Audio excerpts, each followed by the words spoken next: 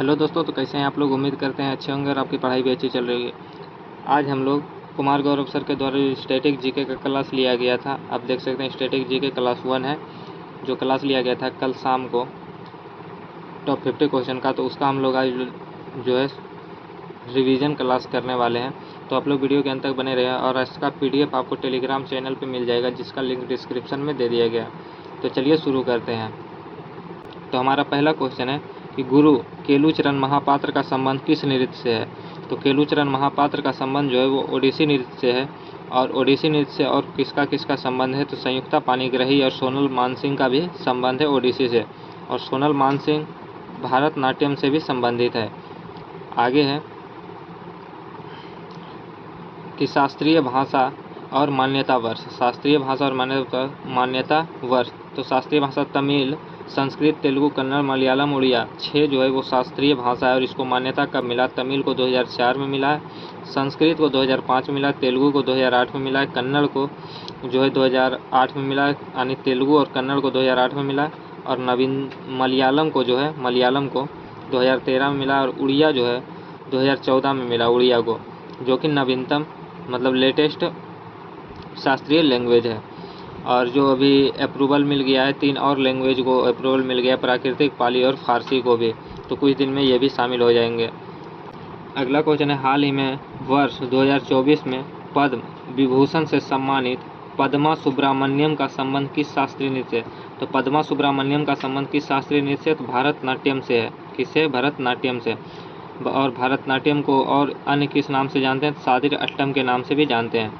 और रुक्मणी देवी अरुंडेल का संबंध भी भारतनाट्यम से ही है। तो ये आपको ध्यान रखना है। अगला है कि 2024 में 5 को मिला था पद्म विभूषण, कितने को, 5 को। और किस किस को मिला था, तो पद्मा सुब्रमण्यम, वैजयंती माला, जिसका संबंध भारतनाट्यम से है। दोनों का संबंध है, पद्मा सुब्रमण्यम और वैजयंती माला का संबंध भारतनाट्यम से।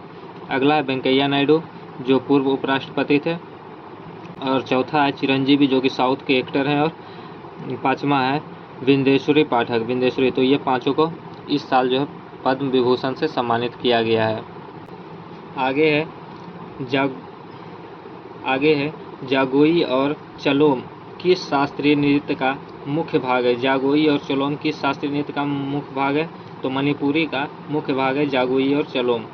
और इसमें जो है सब, अगर आपसे पूछे सबसे पुराना शास्त्रीय नृत्य कौन है, तो भारतनाट्यम हो जाएगा। और सबसे नया अगर पूछे तो सत्रिया। आगे है कि भारत के 3 पर्वतीय रेलवे जोन कौन कौन सा है, जो कि यूनेस्को में शामिल है। तो दार्जिलिंग हिमालय रेलवे है, और नीलगिरी माउंटेन रेलवे, और कालका शिमला रेलवे। ये तीनों जो है वो यूनेस्को विश्व धरोहर में शामिल है। आगे है कि कुल अमूर्त क्या है, कुल अमूर्त धरोहर की संख्या कितना है, तो 15 है कुल अमूर्त धरोहर की संख्या। और सबसे नवीनतम अगर पूछे तो गरबा हो जाएगा, जो कि गुजरात का शास्त्रीय नृत्य है गरबा। और अगर कालबेलिया के बारे में पूछे तो कालबेलिया कहाँ का शास्त्रीय नृत्य है, तो राजस्थान का शास्त्रीय नृत्य है। और कालबेलिया को शामिल कब किया गया था यूनेस्को में, तो 2010 में शामिल किया गया था यूनेस्को के अमूर्त धरोहर में, 2010 में। और कालबेलिया का जो है प्रमुख कलाकार कौन है, तो गुलाबो सपेरा। ये आपको ध्यान रखना है। आगे क्वेश्चन है, भारत का एकमात्र सिंधु घाटी सभ्यता का पुरातात्विक स्थल जो यूनेस्को विश्व धरोहर स्थल में शामिल है।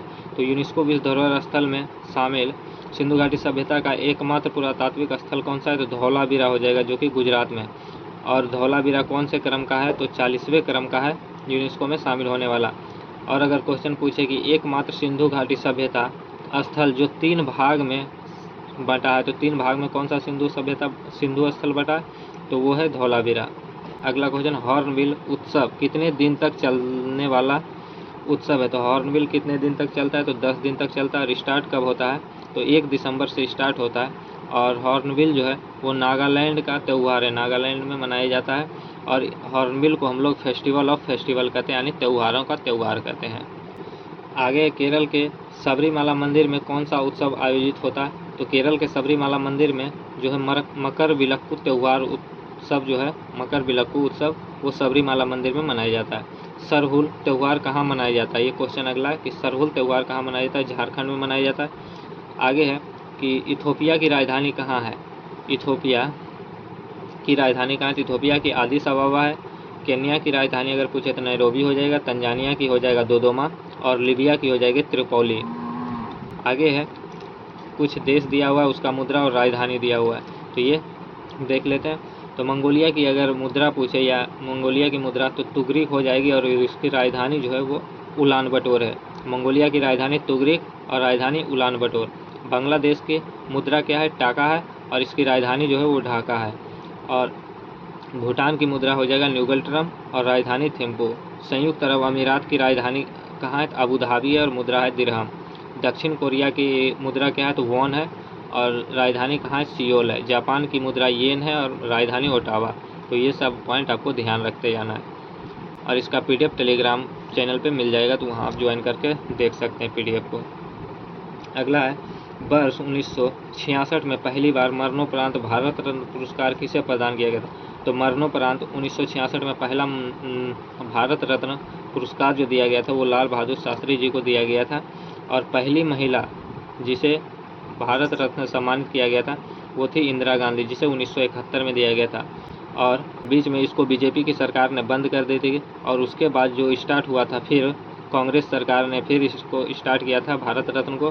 तो रीस्टार्ट के बाद जो पहली महिला को मिला था वो थी मदर टेरेसा, 1980 में मिला था। अगला क्वेश्चन है, प्रथम ज्ञानपीठ पुरस्कार कब और किसे दिया गया था? प्रथम ज्ञानपीठ पुरस्कार जी शंकर कुरुप को 1965 में दिया गया था और मलयालम भाषा के लिए दिया गया था।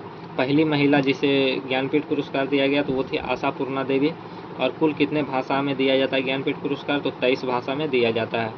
और इसकी इनामी राशि अगर पूछे कि ज्ञानपीठ पुरस्कार की इनामी राशि कितना है, तो 11 लाख रुपया है। कितना? 11 लाख। और अगर पूछे साहित्य अकादमी पुरस्कार कितने भाषा में दिया जाता है? 24 भाषा में दिया जाता है। आगे है, थोड़ा खेल नृत्य किस राज्य से संबंधित है? थोड़ा खेल नृत्य किससे संबंधित है? तो हिमाचल प्रदेश से संबंधित है। और हिमाचल प्रदेश की और कौन कौन से डांस है, फोक डांस देख लेते हैं। तो छम नृत्य है, थोड़ा नृत्य है, धमान नृत्य है, नाटी नृत्य है, थाली नृत्य है। कौन से? थाली नृत्य। तो ये सभी जो है ये हिमाचल प्रदेश की नृत्य है। और अगर बौद्ध धर्म का नृत्य कौन सा है? तो छम नृत्य हो जाएगा बौद्ध धर्म का नृत्य। आगे है कि पारंपरिक नृत्य रूप गोटीपुआ, गोटीपुआ का संबंध किस राज्य से है? पारंपरिक नृत्य गोटीपुआ का संबंध किस राज्य से है? तो ओडिशा से है। और ओडिशा में घूमर नृत्य और दलखाई नृत्य भी मनाया जाता है। आगे क्वेश्चन है, संयुक्त राष्ट्र संघ UNO के चार्टर में कितने अध्याय और धाराएं हैं? तो यूनेस्को चार्टर में 19 अध्याय और 111 धाराएं हैं। UNO के बारे में कुछ देख लेते हैं। UNO का स्थापना हुआ था 24 अक्टूबर 1945 को और इसका मुख्यालय है न्यूयॉर्क, जो कि USA में है। कुल देश की संख्या पूछे अगर UNO में कितना देश है, तो 193 देश है। और नवीनतम देश कौन सा है? तो दक्षिणी सूडान नवीनतम देश है। इसके बाद अगर संस्थापक पूछे UNO के संस्थापक कौन है, तो फ्रैंकलिन रूजवेल्ट है। और 51 देश जो UNO के शुरू में थे तो उसमें कितने हस्ताक्षर किए थे? 50 देश हस्ताक्षर किए थे, जिसमें पोलैंड हस्ताक्षर नहीं किया था। आगे क्वेश्चन है UNDP यानी संयुक्त राष्ट्र विकास कार्यक्रम के बारे में। तो UNDP की स्थापना कब हुआ था? तो 1965 में हुआ था। इसका मुख्यालय न्यूयॉर्क में है। और मानव विकास सूचकांक जारी कौन करता है? तो UNDP मानव विकास सूचकांक को जारी करता है। वर्तमान में भारत की रैंक क्या है? मानव विकास सूचकांक में भारत की रैंक कितनी? तो 134 है। और लैंगिक असमानता सूचकांक भी जारी कौन करता है? तो UNDP लैंगिक असमानता सूचकांक जारी करता है। और लैंगिक असमानता सूचकांक में भारत की रैंक कितनी है? तो 108 है। आगे, राष्ट्रीय शैक्षणिक और अनुसंधान प्रशिक्षण परिषद की स्थापना कब हुई थी? राष्ट्रीय शैक्षणिक और अनुसंधान प्रशिक्षण परिषद की स्थापना कब हुआ था? तो 1961 में हुआ था। और वर्तमान में इसके अध्यक्ष कौन है? दिनेश सकलानी है। कौन है? दिनेश सकलानी। आगे क्वेश्चन है हमारा कि वर्ष 1955 में गुट निरपेक्ष आंदोलन की स्थापना किस सम्मेलन के तहत हुआ था? 1955 में गुट निरपेक्ष आंदोलन की स्थापना किस सम्मेलन के तहत हुआ था? तो बांडुग सम्मेलन के तहत हुआ था। और बांडुग स्थान कहाँ है? तो इंडोनेशिया में है बांडुग स्थान। वर्ल्ड बैंक और IMF की स्थापना कब हुआ था? तो 1944 में हुआ था। WB यानी कि वर्ल्ड बैंक और IMF इंटरनेशनल मॉनेटरी फंड की स्थापना हुआ था 1944 ईस्वी में। और किस सम्मेलन के सिफारिश पर हुआ था? तो ब्रेटन वुड्स सम्मेलन के तहत हुआ था। आगे क्वेश्चन है, 1798 ईस्वी में लॉर्ड वेलेज़ली ने प्रथम सहायक संधि किस रियासत के साथ की थी? तो 1798 में वेलेज़ली ने प्रथम सहायक संधि किस रियासत के साथ किया था? तो हैदराबाद के साथ किया था। और हैदराबाद से संबंधित है ऑपरेशन पोलो, जो कि 1948 में किया गया था, जिसके तहत हैदराबाद को भारत का हिस्सा बनाया गया था। और अगर आपसे पूछे एक सहायक संधि का जनक कौन है, तो सहायक संधि का जनक जो है वो डुप्ले है, जो कि फ्रांस से संबंधित है, यानी फ्रांस के व्यक्ति हैं। अगला है गदर पार्टी। गदर पार्टी की स्थापना कब हुआ था, तो 1913 ईस्वी में हुआ था, और इसके और कहाँ हुआ था, सैन फ्रांसिस्को, जो कि यूएसए में है। और गदर पार्टी के संस्थापक कौन थे, तो लाला हरदयाल और सोहन सिंह भाकना जी थे गदर पार्टी के संस्थापक। तो ये आपको ध्यान रखना है। आगे क्वेश्चन है, उबेर कप, नारंग कप एवं थॉमस कप का संबंध किस खेल से है। तो उबेर कप और नारंग कप एवं थॉमस कप का संबंध बैडमिंटन से है, और इस बार का उबेर कप और थॉमस कप जो हुआ था उसका विजेता कौन था, उबेर कप और थॉमस कप का, तो वो था चीन। कौन था, चीन। एशियाई खेल के बारे में देख लेते हैं। एशियाई खेल का प्रथम आयोजन कब हुआ था, तो 1951 ईस्वी में हुआ था। कहाँ हुआ था, तो न्यू दिल्ली में हुआ था। अगर प्रथम एशियाई खेल का शुभंकर पूछे तो पहला एशियाई खेल में कोई भी शुभंकर नहीं था, ये बात आपको ध्यान रखना है। भारत में कितनी बार हुआ, भारत ने एशियाई खेल का होस्ट कितना बार किया, तो 2 बार किया, 1951 1982 में, और 1982 में ही शुभंकर पहली बार चालू हुआ था, और पहला शुभंकर क्या था, तो अप्पू था। आगे है 19वां एशियाई गेम कहाँ हुआ था, तो होंगझाऊ चीन में हुआ था। और 20वां एशियन गेम कहाँ होगा, तो ये होगा आईची जापान में। कहाँ होगा, आईची जापान में। आगे ग्रैमी पुरस्कार जीतने वाली प्रथम महिला भारतीय संगीतकार कौन थे। ग्रैमी पुरस्कार जीतने वाली पहली भारतीय महिला कौन थी, तो तन्वी साहा थे, जिसको जय हो सॉन्ग के लिए ग्रैमी पुरस्कार दिया गया। और अगर पहले भारतीय पूछे, महिला नहीं रहे, सिर्फ पहले भारतीय व्यक्ति अगर पूछे तो पंडित रविशंकर हो जाएगा। आगे देखते हैं, ग्रैमी पुरस्कार का संबंध किससे है, संगीत से है। एमी पुरस्कार का संबंध किससे है, टेलीविजन से है। पुलित्जर पुरस्कार का संबंध किससे है, पत्रकारिता से है। और प्रीतिजर पुरस्कार वस्तुकला से। ये चारों कन्फ्यूजन वाला था, इसलिए इसको नोट्स कर लीजिएगा आप लोग, या फिर अच्छे से देख लीजिएगा। ग्रैमी, संगीत, एमी, टेलीविजन, पुलित्जर, पत्रकारिता, और प्रीतिजर वस्तुकला। आगे है कि राष्ट्रीय ध्वज का लंबाई और चौड़ाई का अनुपात कितना होता है। 3:2 होता है लंबाई और चौड़ाई। अगर चौड़ाई लंबाई दे दे तो 2:3 हो जाएगा, यानी कि लंबाई होता है 3 और चौड़ाई होता है 2। वस्तुकार कौन था राष्ट्रीय ध्वज का वस्तुकार, तो पिंगली वेंकैया। और राष्ट्रीय ध्वज को स्वीकार कब किया गया था, तो 22 जुलाई 1947 में स्वीकार किया गया था। आगे क्वेश्चन है, मणिपुर का राजकीय फूल क्या है। तो मणिपुर का राजकीय फूल है सिरोही लिली। कौन है, सिरोही लिली है। और राजकीय पशु अगर पूछे तो संघाई हिरन, जिसे हम लोग डांसिंग डियर कहते हैं। और सिरोही लिली महोत्सव कहाँ मनाया जाता है, तो मणिपुर में मनाया जाता है सिरोही लिली महोत्सव। तो ये सब आपको ध्यान रखना है। अगला को आगे है पुस्तक और लेखक, यानी कौन से पुस्तक के लेखक कौन है। आगे है पुस्तक और लेखक, तो द लोलैंड के लेखक कौन है, तो झुम्पा लाहिड़ी है। डॉलर बहू के लेखक कौन है, सुधा मूर्ति। बिकमिंग पुस्तक के लेखक कौन है, तो मिशेल ओबामा बिकमिंग पुस्तक के लेखक है। और व्हाट हैपेंड के लेखक कौन है, तो हिलेरी क्लिंटन है। आगे हमारा 73वां संविधान संशोधन कब हुआ था, तो 1992 में हुआ था। लागू कब हुआ था, 24 अप्रैल 1993 में लागू हुआ। संबंधित किससे, पंचायती राज से, इसलिए हम लोग 24 अप्रैल को पंचायती राज दिवस मनाते हैं। और जोड़ी गई अनुसूची कौन सी थी, 73वां संविधान संशोधन में कौन सा अनुसूची जोड़ा गया था, तो 11वां अनुसूची को जोड़ा गया था। और विषय कितना था, तो 29 विषय थे। कितना, 29 विषय 73वां संविधान संशोधन में था। आगे है 74वां संविधान संशोधन कब हुआ था, तो ये भी 1992 में हुआ था। और लागू कब किया गया था, तो 1 जून 1993 में लागू किया गया था। संबंधित किससे, नगर निकाय से संबंधित है। और इसमें कौन सा अनुसूची जोड़ा गया था 74वां संविधान संशोधन में, तो 12वां अनुसूची को जोड़ा गया था। और इसमें कितने विषय हैं, टोटल 18 विषय हैं। कितने, 18 विषय हैं, ये आपको ध्यान रखना है। आगे 92वां आगे है कि किस संविधान संशोधन में कौन सी भाषा को जोड़ा गया था, तो 92वां संविधान संशोधन में 4 भाषा को जोड़ा गया। बोडो, डोगरी, मैथिली और संथाली भाषा को जोड़ा गया, जो कि 19, 20, 21 और 22 क्रम के भाषाएं थे। अगला है कि 21वां संविधान संशोधन द्वारा सिंधी भाषा को जोड़ा गया, जो कि 15वीं भाषा के रूप में जोड़ा गया था। और अगला 71वां संविधान संशोधन के तहत नमक यानी कि नेपाली, मणिपुरी और कोंकणी भाषा को जोड़ा गया 16वां, 17वां और 18वां भाषा के रूप में।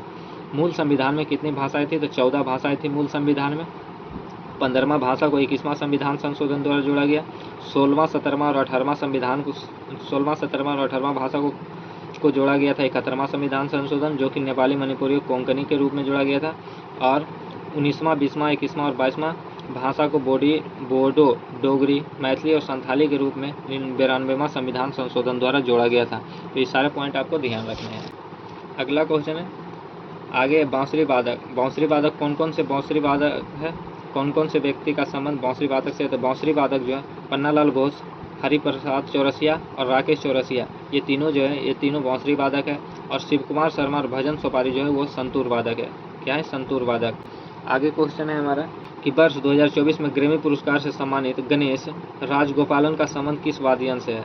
तो वर्ष 2024 में ग्रैमी पुरस्कार मिला है किसे? गणेश राजगोपालन को। और इसका संबंध किस वाद्ययंत्र से है? तो वायलिन वादक है। क्या है? वायलिन वादक है।